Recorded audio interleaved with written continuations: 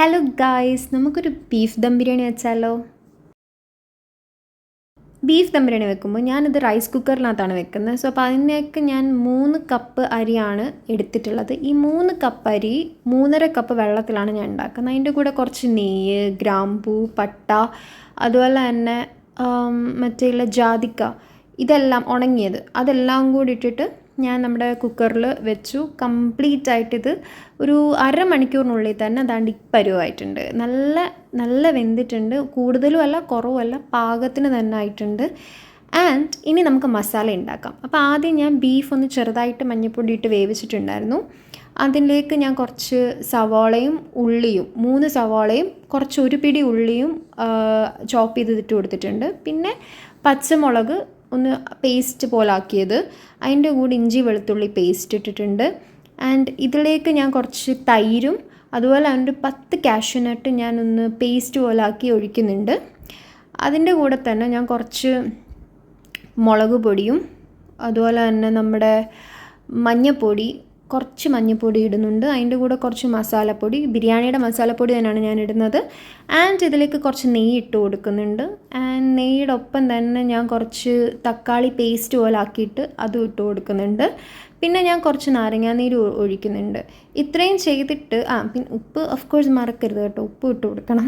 And ഇത്രയും ചെയ്തിട്ട് ഞാനത് കൈകൊണ്ട് നന്നായിട്ടൊന്ന് ഇളക്കി കൊടുക്കുന്നുണ്ട്. ഇത് നല്ലപോലെ ഒന്ന് ഇളക്കി കംപ്ലീറ്റ് ആയിട്ടൊന്ന് മിക്സ് ചെയ്തിട്ട് കുറച്ച് നേരം നമുക്കൊന്ന് സെറ്റായി മാരിനേറ്റ് ആവാൻ വേണ്ടിയിട്ട് വെക്കാം.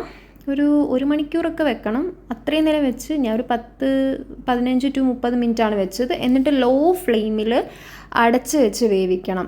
കുറച്ച് നേരം നന്നായിട്ട് ലോ ഫ്ലെയിമിൽ തന്നെ വേവിച്ചെടുക്കണം. നന്നായിട്ട് വേവിച്ച് വരുമ്പോഴത്തേക്കും നല്ല ഒരു ഫ്ലേവറും നല്ലൊരു മണമൊക്കെ നമുക്ക് കിട്ടിത്തുടങ്ങും. അങ്ങനെ അടച്ച് വെച്ച് ഒരു അരമണിക്കൂറിൽ കൂടുതൽ ഞാൻ വേവിച്ചെടുത്തു. അപ്പോൾ ദാ ഈ പരുവായിട്ടുണ്ട്. നല്ല മണം ഉണ്ടായിരുന്നു, നല്ല പുകയൊക്കെ വരുന്നുണ്ട്.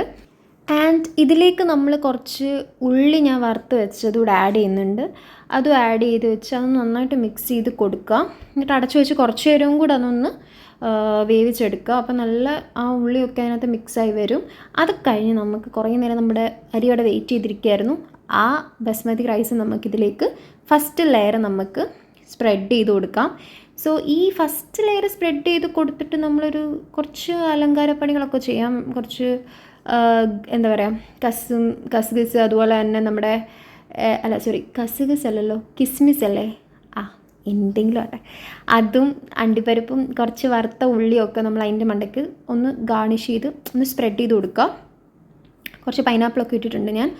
അത് കഴിഞ്ഞിട്ട് നമുക്ക് നമ്മുടെ സെക്കൻഡ് ലെയറിലേക്ക് പോകാം. ആൻഡ് സെക്കൻഡ് ലെയറും അതേ സെയിം രീതിയിൽ തന്നെ നമ്മൾ ഒന്ന് അലക്കുലത്ത് പരിപാടിയൊക്കെ ചെയ്ത് അലങ്കാരപ്പണിയൊക്കെ ചെയ്ത് നല്ല ഭംഗിയായിട്ട് ഒന്ന് ഇതാക്കി വെക്കുക. പിന്നെ ഇതിനകത്ത് ഞാൻ കാണിക്കാത്ത ഒരു കാര്യം, ഞാൻ മറന്നു പോയതാണ് ആക്ച്വലി. കുറച്ച് മഞ്ഞൾപ്പൊടി ചൂടുവെള്ളത്തിൽ കലക്കി ഞാൻ ഒഴിക്കുന്നുണ്ട്, കളറ് വരാൻ വേണ്ടിയിട്ടാണ്. നിങ്ങളും അത് ട്രൈ ചെയ്താൽ നല്ല കളറായിരിക്കും. എന്നിട്ട് ഇത് ഞാൻ ആക്ച്വലി ഒരു അരമണിക്കൂറോളം ഞാൻ ഇതിനെ സെറ്റാവാൻ ദം ഇടാൻ വെച്ചിട്ടുണ്ട്. അപ്പോൾ ആദ്യം ഞാൻ ഒരു ദോശക്കല്ല് പോലത്തെ ഒരു വലിയ ദോശക്കല്ലുണ്ട്, അതിൻ്റെ മണ്ടയ്ക്ക് ലോ ഫ്ലെയിമിൽ ഈ ബിരിയാണി നമ്മൾ ദം ഇട്ട് വെക്കുന്നത്. സോ ഞാൻ വാഴയിലയാണ്, അലൂമിനിയം ഫോയിലല്ല യൂസ് ചെയ്തേക്കുന്നത്. അതിൻ്റെ മണ്ടയ്ക്ക് ഞാൻ കട്ടിക്ക് ഈ 2 സാധനവും കൂടെ വെച്ചിട്ടുണ്ട്. അങ്ങനെ നമ്മുടെ ദം ബിരിയാണി റെഡി ആയിരിക്കണം. നമുക്കിതൊന്ന് പൊക്കി നോക്കാം. നല്ല മണം വരുന്നുണ്ട്. നല്ല നമ്മുടെ ബിരിയാണി സെറ്റായിട്ടുണ്ട്. ഇപ്പം നിങ്ങൾക്ക് കാണുമ്പോൾ പറയാം ബിരിയാണി ഇപ്പരുവായിട്ടുണ്ട്. അപ്പം നമുക്ക് മനസ്സിലായി ബിരിയാണി അടിപൊളിയായിരിക്കുമെന്ന്. അങ്ങനെ നമ്മൾ എന്ത് ചെയ്യുക, ഒരു പ്ലേറ്റിലേക്ക് സെർവ് ചെയ്തിട്ട് നല്ലപോലെ വയറ് നിറച്ച് കഴിക്കുക. കഴിച്ചിട്ട് കിടന്നൊന്ന് ഉറങ്ങുക. അന്തസ്.